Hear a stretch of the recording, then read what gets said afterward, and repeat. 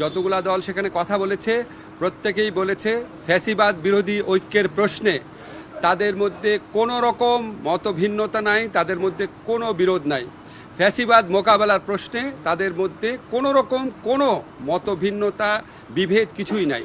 কিন্তু তাদের মধ্যে কেউ কেউ বলেছেন, দেখেন রাজনৈতিক মাঠে আমরা রাজনৈতিক প্রক্রিয়ার অংশ হিসাবে আমরা একজন আরেকজনের বিরুদ্ধে মাঝে মাঝে কথা বলতে পারি, কিন্তু এটা না তারা আমাদের রাজনৈতিক প্রতিপক্ষ, তারা আমাদের রাজনৈতিক সহযোগী। রাজনৈতিক মাঠে এই ধরনের কিছু কিছু কথা বলা হবে, এটার থেকে আমাদের কোনোভাবেই ধারণা করা উচিত না যে ফ্যাসিবাদ বিরোধী ঐক্যে কোনো রকম ফাটল আছে। এই ধারণা আমাদের করা উচিত না, এটা ওনারা আমাদেরকে আশ্বস্ত করেছেন।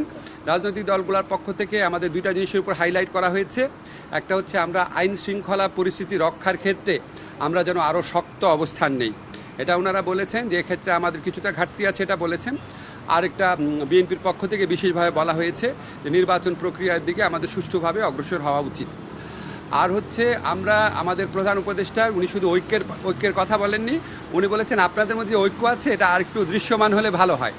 আপনারা যে ফ্যাসিবাদ প্রতিরোধের প্রশ্নে হোক বা গঠনমূলক কোনো কর্মসূচির প্রসঙ্গে হোক, আপনারা যদি একসাথে থাকেন, এটা যদি মানুষ দেখে, মানুষের মধ্যে স্বস্তির ভাব আসবে, মানুষের মধ্যে একটা অনেক বেশি মানুষ খুশি হবে এটা দেখলে। মানুষ দেখতে চায় আপনাদেরকে একসাথে আছেন, দেখতে চান।